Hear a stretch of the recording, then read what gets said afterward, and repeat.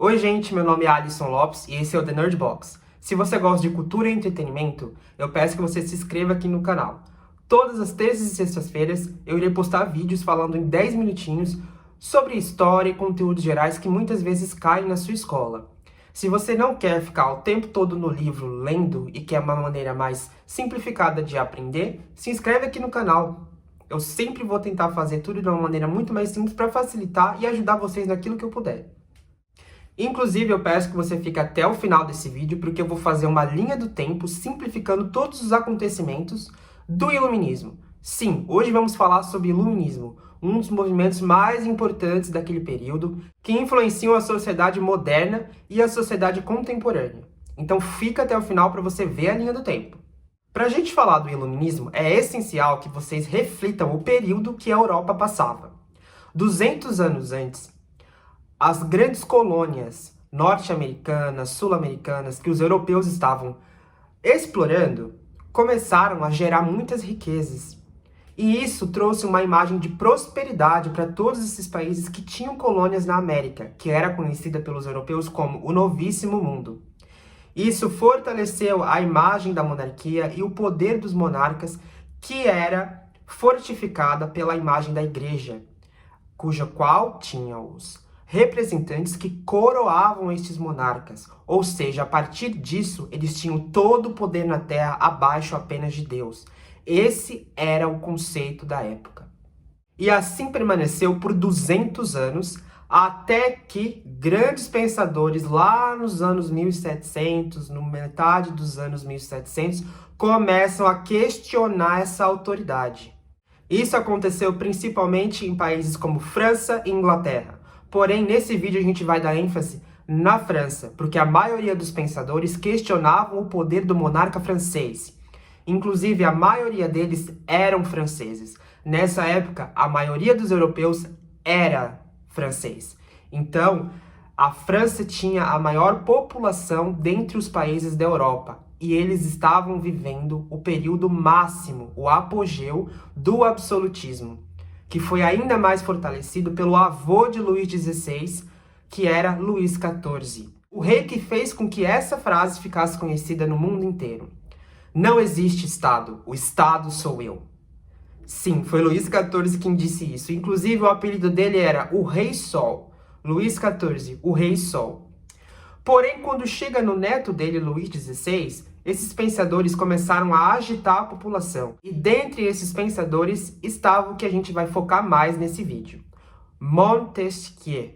Nossa, mas por que a gente vai focar no Montesquieu, Alisson? Porque o Montesquieu foi que dividiu o Estado em 3 poderes. Segundo ele, o Estado deveria ser dividido em 3 poderes: jurídico, legislativo e executivo.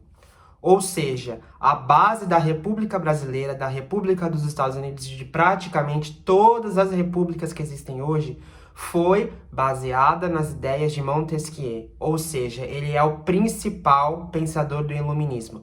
Não que John Locke, que era britânico, não que o Voltaire, que também era francês, o Diderot, que também era francês, o D'Alembert, que também era francês, e outros também. Eles também são importantes. Porém, Montesquieu foi o que se destacou. Foi ele que dividiu o Estado em 3 poderes. A República Brasileira, a República Francesa e todas as repúblicas se baseiam nas ideias de Montesquieu. O Estado deve ser dividido em 3 poderes. E isso tornou a França o que ela é hoje, porque foi esse movimento, o Iluminismo, que desencadeou a Revolução Francesa. Foram as ideias de que o rei não poderia ter todos os poderes que fez com que o povo se rebelasse contra Luís XVI e Maria Antonieta. Se você, inclusive, não viu o meu vídeo de Revolução Francesa, eu recomendo que você assista ele agora para você entender o que eu estou falando aqui. Agora que você entendeu toda a questão da parte monárquica, vamos para a segunda parte desse vídeo, onde eu irei falar do poder e do papel da igreja durante o absolutismo em toda a Europa. Bem, quando um rei era coroado, ele era coroado pela igreja, por um representante da igreja. E assim o poder dele era validado. Então, houve a necessidade desses pensadores falarem que igreja e Estado não podem ser a mesma coisa. A monarquia, a política, até porque na época a ideia principal não era mataram Luís XVI. E nem matar a Maria Antonieta, ou matar a Rainha Maria Teresa da Áustria, ou matar o rei e a rainha da Inglaterra. A ideia era que esses monarcas entendessem a necessidade de dividir os poderes, de compartilhar as obrigações com distintos setores da sociedade. Então, inicialmente, principalmente na França, onde esse movimento teve uma força muito grande, a ideia não era matar o rei. A ideia era fazer com que ele entendesse que Estado e Igreja deveriam ser separados. Então, esses grandes pensadores falam que devemos separar. Devemos separar porque não podemos condenar alguém simplesmente porque a Bíblia fala que é errado. A Igreja e o Estado devem ser separados por meio de uma Constituição. Ou seja, a ideia de Constituição é formada aqui, onde o papel do rei iria ser escrito e delimitado. O papel do povo, o papel da nobreza e de todas as castas da sociedade seriam delimitadas ali. Ou seja, nada de o rei pode tudo, nada de igreja dando total autoridade a esses monarcas. Então, esse é o segundo ponto principal na ideia do iluminismo. Terceiro, nesta Constituição que iria ser formulada, os cidadãos teriam direitos.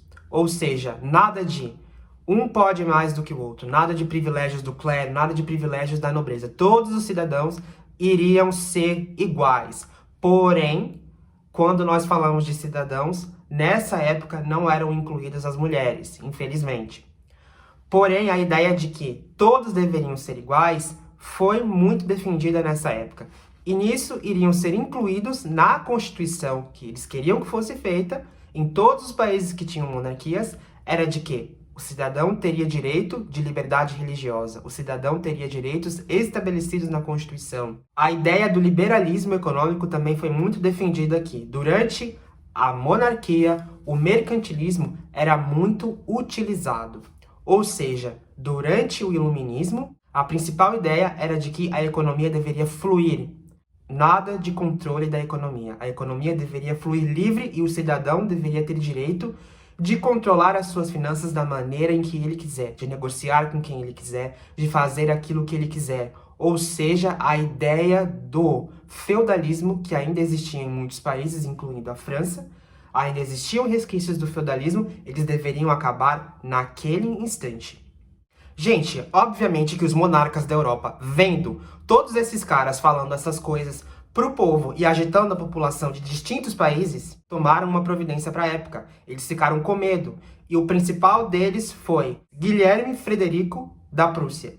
Antes da Alemanha ser Alemanha, existiam distintos reinos, e o maior deles era a Prússia, que fica no atual território da Alemanha. O rei da Alemanha, na época, Guilherme Frederico, ele viu que o povo estava se levantando contra ele. Esses caras iriam ser ouvidos. Esses pensadores, esses filósofos, eles iriam levar manifestações para a frente dos palácios.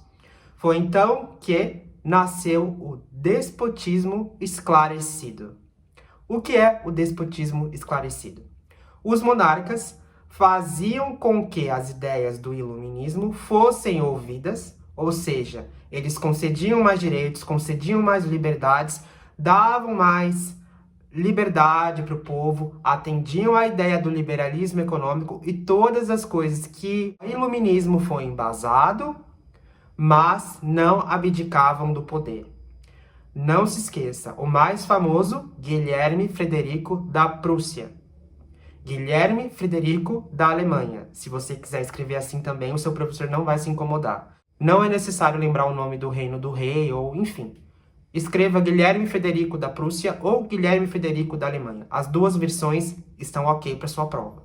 Só que aí que tá. Nem todos os reis atenderam ao desejo do povo e até mesmo o da corte. O próprio barão de Montesquieu, sim, Montesquieu era um barão.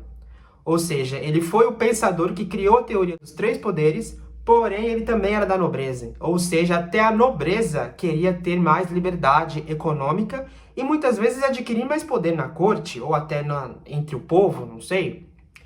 E é aí que tá, Luís XVI até atendeu ali no início, porém ele não continuou exercendo as ideias do iluminismo. Não só ele, como vários outros reis na Europa também fizeram isso. Porém, o que aconteceu na França? Se você quiser saber, assiste o meu vídeo de Revolução Francesa, que você vai entender o que aconteceu com Luís XVI e com a esposa dele. Então, despotismo esclarecido. Quarto ponto desse vídeo. Gente, pra gente concluir agora esse vídeo, que já passou de 10 minutos, vamos pra linha do tempo. Tá, primeira coisa, Europa vivia o absolutismo total, ou seja, a ideia de separar os poderes. Barão de Montesquieu. Quem foi Montesquieu? Barão de Montesquieu, o principal pensador do iluminismo. Quem era ele? Ele era um francês. Por que ele escreveu isso? Porque ele via a necessidade de dividir os poderes, porque os monarcas tinham o poder total. Segundo ponto do vídeo, separar o poder da igreja e do Estado. Igreja e Estado não podem se juntar. O Estado tem que ser laico.